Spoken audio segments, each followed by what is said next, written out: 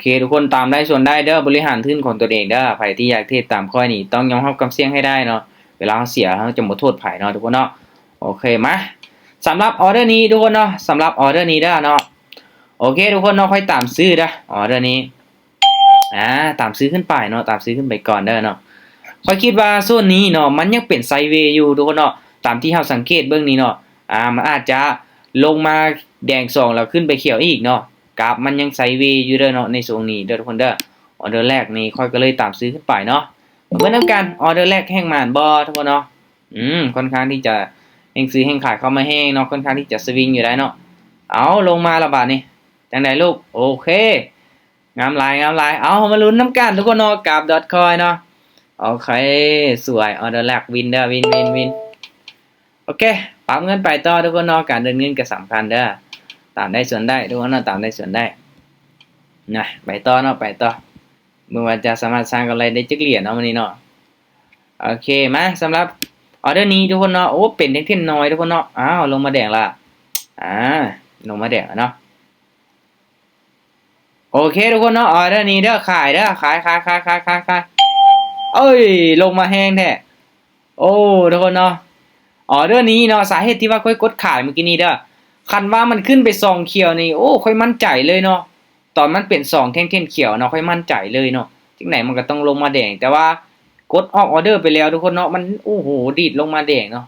ปิดเป็นแท่งแดงทุกคนเนาะเอามาลุ้นมาทำกันเนาะสังเกตเบื้องเส้นสีเหลืองตัวนั้นทุกคนเนาะมันเริ่มตัดเส้นสีฟ้าลงมาเนาะจุดที่มันตัดกันเนาะโอเคเนาะเราสามารถตามขายได้เนาะโอเคสวยออเดอร์ที่2วินไปทุกคนเนาะออเดอร์ที่2กะวินไปได้โอเคสังเกตเบื้องทุกคนเนาะจุดนี้เลยเนาะจุดที่เราควรเข้าออเดอร์ขายเนาะถ้าว่าเส้นตัดลงมาเนาะมันต้องมีแดงทุกคนเนาะมันต้องมีแดงได้โอเคปังเงินไปต่อตามได้ส่วนได้เด้อทุกคนเด้อวิเคราะห์ไปน้ำกันเนาะเข้ามาศึกษาก็ถือว่าเป็นการดีเนาะโอเคแห้งขายยังมีอยู่เด้อทุกคนเด้อแห้งขายยังมีอยู่เด้อออเดอร์นี้จังไดโอ้ซื้อเด้อออเดอร์นี้ทุกคนซื้อ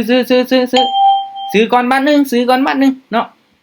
ออเดอร์นี้นี่มันลงมา3แท่งแดงทุกคนเนาะค่อยย่ามันพักตัวขึ้นไปเขียวได้เนาะ3แดงมีโอกาสที่จะพักตัวเขียวนึงเนาะแต่ว่าแนวโน้มก็ยังเป็นขาลงเนาะโอ้ทุกคนเนาะเสียดายแหละคิดว่าอยากขายแล้วเนาะแต่ว่ามันลงมาแดงก่อนล่ะเฮ็ดให้ตัดสินใจตามซื้อทุกคนเนาะโอ้โหเสียดายเลยออเดอร์นี้โอ้คันว่าแม่นั้นเสียค่อยตามขายแล้วทุกคนเนาะตามที่ได้เว้าไปเนาะจุดนี้เนาะเป็นแนวโน้มขาลงนี่เฮาควรที่จะตามขายเลยแหละโอ้พลาดไปบ่เป็นหยังเอาไหมถ้าว่ามันเป็นเขียวนี่ไปตามขายแหละเนาะแต่ว่าแห้งขายก็ยังมาหลายลีทุกคนเนาะโอเคปรับเงินไปไหมเนาะโอเค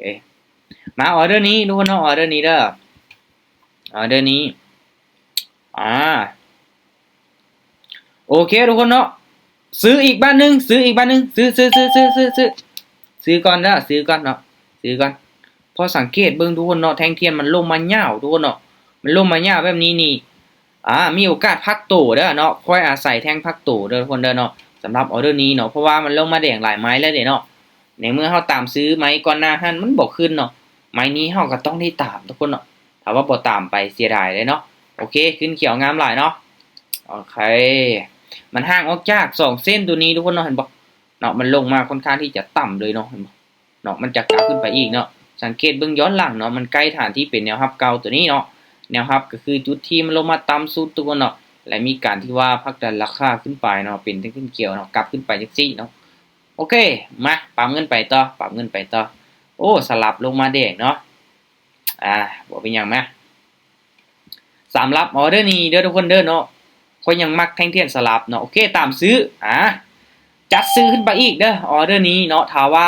มันบวกไก่แท่งเทียนเขียวตัวนี้ลงมานี่โอเคเฮาตามซื้อได้เนาะมีโอกาสที่จะถึงแห่งซื้อเนาะพักดันราคาขึ้นไปอาจจะเป็นแท่งเทียนสลับคือโซนนี้เห็นบ่เนาะลงมาแล้วก็แดงแล้วก็เขียวเนาะสลับโซนนี้ทุกคนเนาะสวยงามหลายจัดไปขึ้นไปยาวๆลุกขึ้นไปยาวๆให้อุ่นใจแน่มาเบิ่งนำกันได้ทุกคนเด้อเนาะบอกว่าแห้งขายกับสีไทยลงมาอยู่ทุกคนเนาะเขียวก่อนลูกเขียวก่อนเอ้ยโอเคสวยเป็นแท่งเดียวสลับให้ได้ทุกคนเนาะ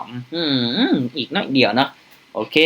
ก็แน่นอนทุกคนเนาะราคาของ Bitcoin เนาะมันราคาบ่สูงเนาะราคาที่ว่ายังต่ำหลายเนาะเพียงแต่0จุดเนาะ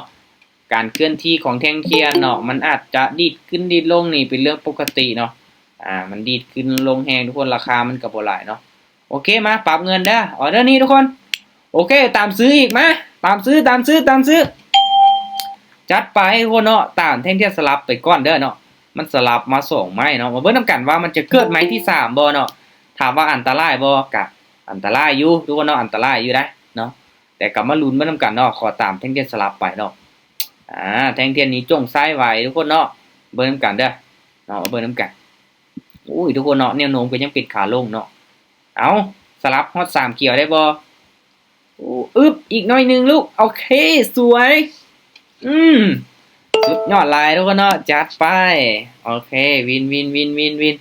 ถือว่าสลับขึ้นไปเนาะฮอด3แท่งเขียวตาม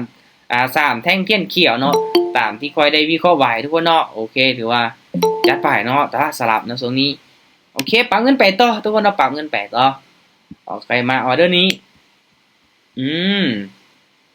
โอเคบาทนี้เด้อทุกคนเด้อโอเคซื้ออีกบ้านนึงเด้อซื้ออีกบ้านนึงซื้อออเดอร์นี้ค่อยก้ำกึ่งเด้อทุกคนเด้อเนาะออเดอร์นี้ค่อยก้ำกึ่งเด้อปกติแล้วนี่ค่อยก็มักขายขนาดได้เพราะว่าอย่างเนาะถ้าว่าเขียวมันออกมา3ไม้เนาะติดต่อกันเนาะเขียวออกผลมันแท่งนี้เนาะมันจะลงมาแดงแล้วเนาะมันจะออกแดงแล้วได้เนาะเฮานับเบิ่งจังซี่เนาะโอ้แต่ว่าสาเหตุที่ค่อยกดซื้อทุกคนเนาะค่อยสังเกตเบิ่งย้อนหลังเนาะมันขึ้นไป3เขียวเนาะแต่ว่ามีโอกาสขึ้นไปได้บ่โอเคสวย3เขียวทุกคนเนาะตามแท่งเทียนย้อนหลังเนาะโอเค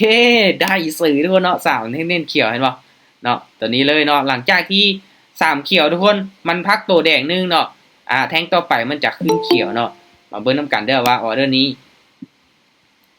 โอเคแต่ว่าแตกต่างกันเด้อเนาะแตกต่างกันอยู่เก็บบ่เป็นหยังเนาะปรับเงินมาออเดอร์นี้เด้อทุกคนเด้อมา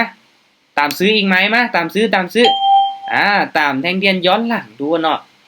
ตามตลาดย้อนหลังเลยเนาะมาเบิ่งนำกันเนาะว่ามันจะขึ้นได้บ่เนาะแต่ว่ามันแตกต่างกันได้เนาะเพราะว่าอย่างเนาะแท่งเทียนตัวนี้เนาะมันขึ้นมานี่มันทะลุเส้นขึ้นไปเนาะแต่ว่าตัวนี้มันอยู่กองเส้นเนาะเอาขึ้นไปได้บ่ลงมายาวแท้ลงมายาวจังซี่ต้องกลับขึ้นได้ล่ะเนาะ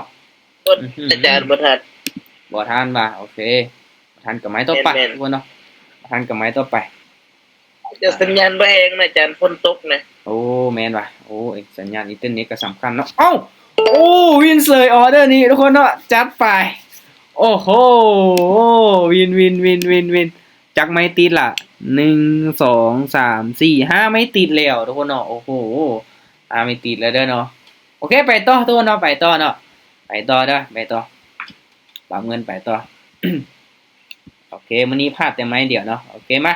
ออเดอร์นี้ทุกคนตามซื้ออีกมั้ยตามซื้ออีกเด้อตามซื้อตามแท่งเทียนสลับไปเลยทุกคนเนาะมันลงมาแดงยาวเนาะมีโอกาสที่จะสลับขึ้นไปได้เนาะถ้าว่ามันสิก่อโตลงมาหลายแท่งเทียนแดงนี่มันต้องเป็นแท่งเทียนแดงที่ก่อโตลงมาเป็นแท่งเทียนแดงน้อยๆลงมาทุกคนเนาะแต่ว่าตัวนี้นี่แดงยาวเนาะแดงยาวลงมาบัดเดียวเลยเนาะมีโอกาสสลับได้ทุกคนสังเกตเบิ่งย้อนหลังแม่เนาะเห็นบ่ถ้าว่าแท่งเทียนแดงลงมายาวเนาะมันจะขึ้นเขียวเนาะ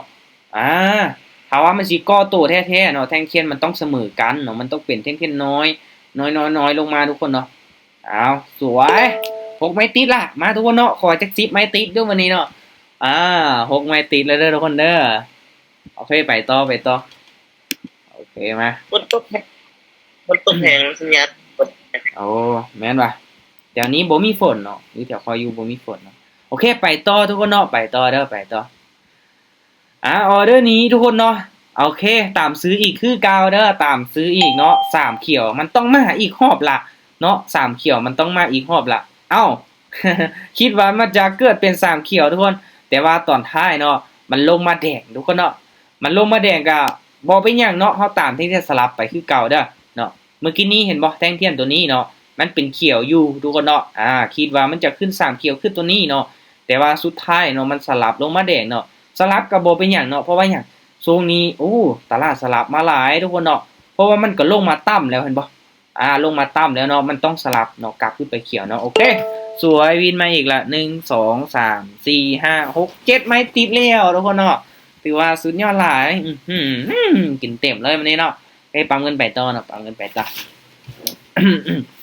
เบาๆทุกคนเนาะเบาๆโอเคมาออเดอร์นี้ทุกคนเนาะออเดอร์นี้เดี๋ยวเรามาเบิ่งน้ำกันเนาะโอเคทุกคนเนาะมาออเดอร์นี้ตามขายเด้อออเดอร์นี้ขายเนาะ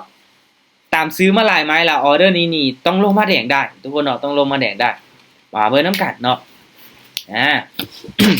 ถามว่ามันบ่ทะลุเส้นสีฟ้าขึ้นไปจังไดออเดอร์นี้ก็ต้องปิดแดงทุกคนเนาะไปมั่นใจได้ออเดอร์นี้ได้มั่นใจได้จังตามขายลงมาเนาะเพราะว่าซื้อมาตลอดทุกคนเนาะแต่ว่าไม้นี้นี่ขายเนาะไม้นี้ขายเลยแหละเนาะโอเคมาจังไดก็ต้องปิดแดงงามๆให้เฮาได้ล่ะทุกคนเนาะออเดอร์นี้สวยงามหลายสวยงามหลาย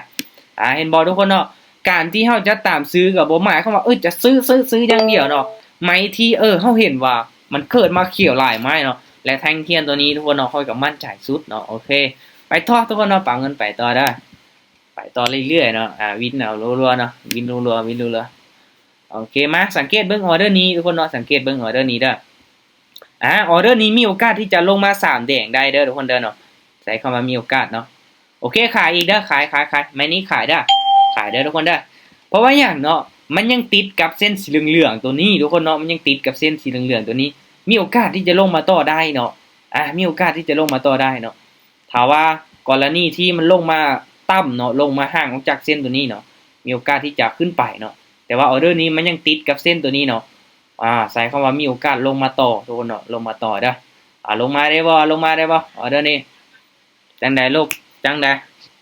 ลงมาติโอ้สลับขึ้นไปเขียว3ทุกคนเนาะโอ้พลาดไปทุกคนเนาะโอ้โหออเดอร์นี้บ่ได้เนาะบ่ได้ทุกคนเนาะวินมา1 2 3 4 5 6 7 8ไม่ติดทุกคนเนาะ90ไป10ไม้พลาด2ทุกคนเนาะบ่แม่นเนาะ8ไม่ติดก็ต้องไป11ไม้เนาะพลาด2เนาะโอเคปรับเงินเนาะมาโอเคทุกคนเนาะออเดอร์นี้เด้อตามซื้ออีกมั้ยตามซื้ออีกซื้ออีกเด้อซื้ออีกเนาะซื้ออีก เพราะว่าอย่างทุกคนเนาะมันเริ่มที่จะกลับตัวแล้วเด้อเนาะมันลงมาต่ำแล้วเนาะกราฟมันมีโอกาสที่จะกลับขึ้นไปเด้อเนาะกลับขึ้นไปเนาะออเดอร์นี้ก็ตามซื้อขึ้นไปเนาะมาเบิ่งว่ามันจะขึ้น3เขียวงามๆไม่ฮอดได้ป่อเนาะข้อไปตามเทคนิคทุกคนเนาะสวยงามหลายโอเค โอเคทุกคนเนาะเพราะว่าอย่างเนาะทุกคนสังเกตเบิ่งเส้นสีเหลืองตัวนี้เนาะเริ่มที่จะก้งแล้วทุกคนเนาะเริ่มที่จะตัดกันขึ้นไปโอเคสวยงามทุกคนเนาะโอเควินเนาะรับมันนี่วินไปทุกคนเนาะถือว่าบ่ผิดหวังเลยแหละเนาะบ่ผิดหวังเลยทุกคนเนาะพลาดแต่2ไม้เนาะกำไรต้นทุน300ทุกคนเนาะกำไรมา300กับ11เหรียญเนาะโอ้โหกำไรเกิน 100% ทุกคนเนาะโอเคสำหรับรอบนี้ทุกคนเนาะพอแล้วเนาะไว้พอใจละทุกคนเนาะมาเบิ่งว่ากำไรของคอยมื้อนี้เท่าใด600กับ36เหรียญเนาะแสดงว่าบวกมาเติม300กับ10เหรียญในรอบนี้เด้อทุกคนเด้อเบิ่งเลยทุกคนเนาะถามว่าเทรดวินบ่เนาะบ่วินกับประมาณนี้แหละทุกคนเนาะนี่แหละเนาะสาเหตุที่เฮ็ดให้ค่อยเทรดมีกำไรเนาะนี่แหละบ่แม่นทุกคนเนาะเดี๋ยวค่อยมานับเบิ่งเด้อว่าไปจังไม้เนาะ1 2 3 4 5 6 7 8 9 10 11 12 13ไม้ทุกคนเนาะพลาดแต่2ไม้เนาะทุกคนลองไปเทรดเบิ่งดูเนาะว่าทุกคนมีอัตราการชนะสูงคือค่อยเทรดบ่เนาะอันนี้อาจารย์บวกมา90 โอ้สุดยอดเนาะก็คือที่ทุกคนเห็นเนาะถ้าว่าทุกคนเทรดมีอัตราการชนะเนาะเทรดวินมันก็มีกำไรแม่นบ่ถ้าว่าเฮาเทรดเสียมันก็บ่มีกำไรเนาะนี่แหละเนาะทุกคนเนาะสิ่งสำคัญเนาะเดี๋ยวค่อยมาเบิ่งเด้อว่าจะได้ก้อของฝันบ่ทุกคนเนาะโอ้สุดยอดเนาะ300คูณเงินได้จังไม้จ้ะพลาดแต่ไม้เดียวทุกคนเนาะสำหรับมื้อนี้เนาะโอเควิน5ไม้ติดแล้วแจกว่าซั่น เดี๋ยวเบิ่งกิจกรรมมันมีกล้องของขวัญ5ไม้ติดด้วยนะวินรัวมาทีมงานนี่โอ้โหกาเทศนำเสยเนาะมีคนเทศตามอยู่อ่ะตามมายันว่ามีคนส่วนเนาะโอ้ส่วนกระเจี๊ยบเท่านั้นแหละทุกคนเนาะมาเดี๋ยวค่อยจะขอรีเฟซเนาะเบิ่งว่ามันจะมีกล้องของขวัญมาบ่นี่ทุกคนเนาะกล้องของขวัญเด้อเดี๋ยวมาเฮ็ดกิจกรรมแจกนี่เนาะทุกคนเนาะโอเคทุกคนเนาะสำหรับกิจกรรมตัวนี้เด้อเนาะไผ่พิมพ์มาเลยทุกคนเนาะไผ่พิมพ์มาเลยเด้อไผ่ที่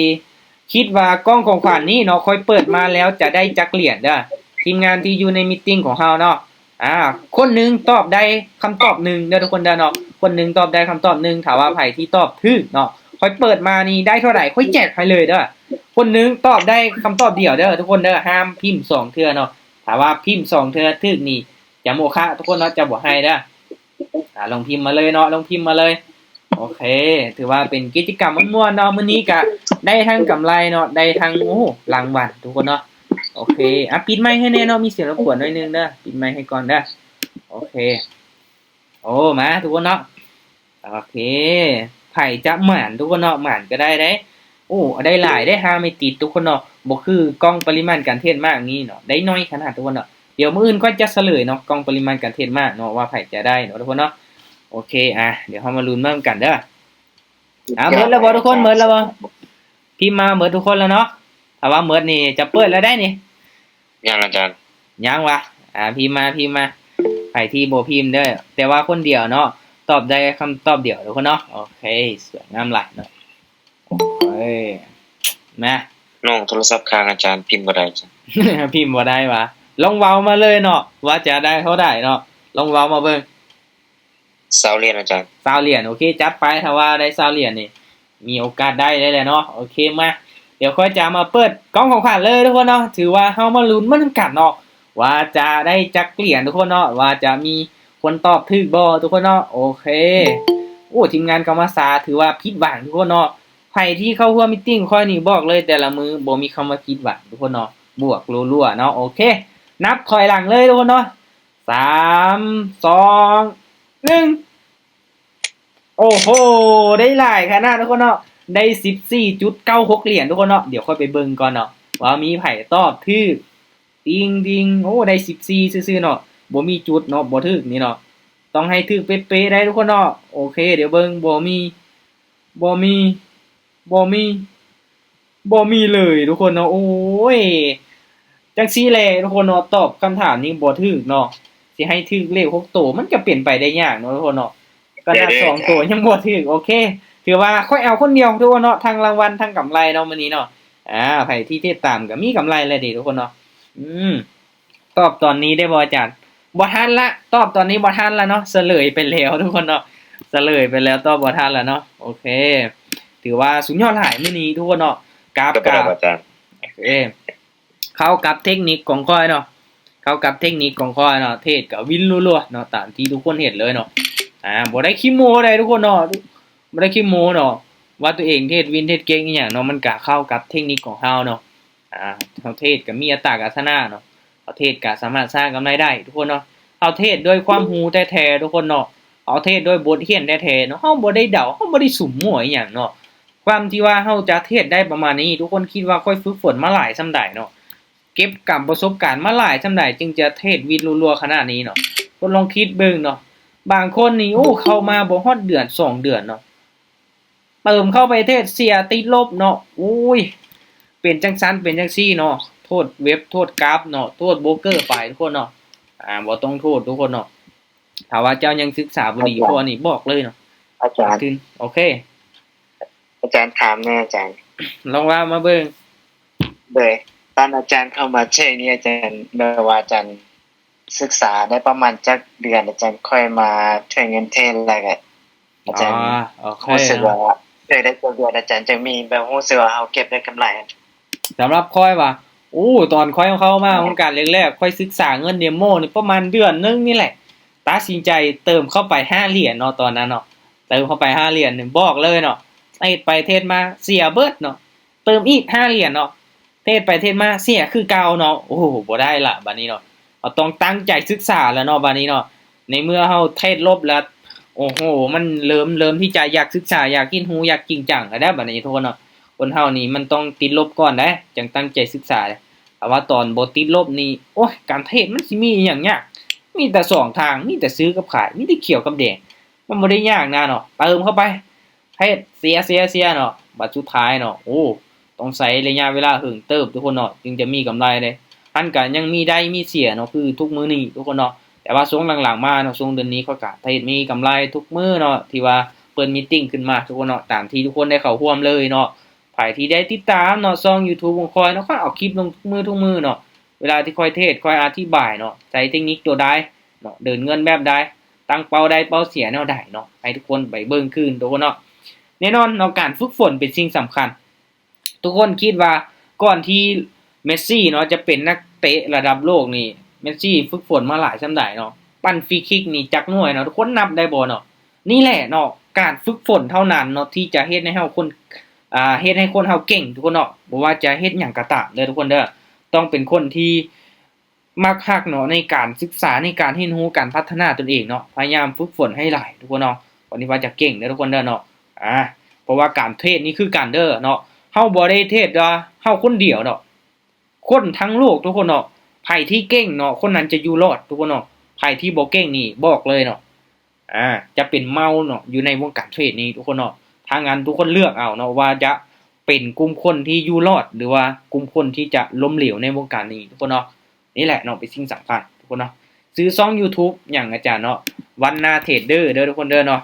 วันนาเทรดเดอร์เนาะตั้งซื้อเฟซซื้อ TikTok ซื้อ YouTube ทุกคนเนาะโอเคตามนี้เลยเนาะได้พิมพ์ให้แล้วเด้อทุกคนเด้อถือว่ามื้อนี้ทุกคนเนาะขอบใจทุกคนที่เข้ามาร่วมเทรดเนาะมีข้อกลับม่วนๆนํกันเด้อเอาไว้เป็นมื้ออื่นเนาะโมงเก่าโมงเดิมเนาะเข้ามาร่วมมีข้อการมันกันใหม่ได้เนาะไผที่ยังบ่มีกำไรก็ไปเก็บต่อทุกคนเนาะไผที่ยังบ่ได้ตามเป้าก็เนาะให้วางแผนเทรดดีๆเนาะให้ศึกษาดีๆทุกๆการลงทุนทุกคนเนาะมันมีความเสี่ยงอยู่แล้วเนาะโอเคสำหรับมื้อนี้ทุกคนเนาะบ๊ายบายเด้อบ๊ายบายสำหรับมื้อนี้กำไรแล้วเนาะโอเค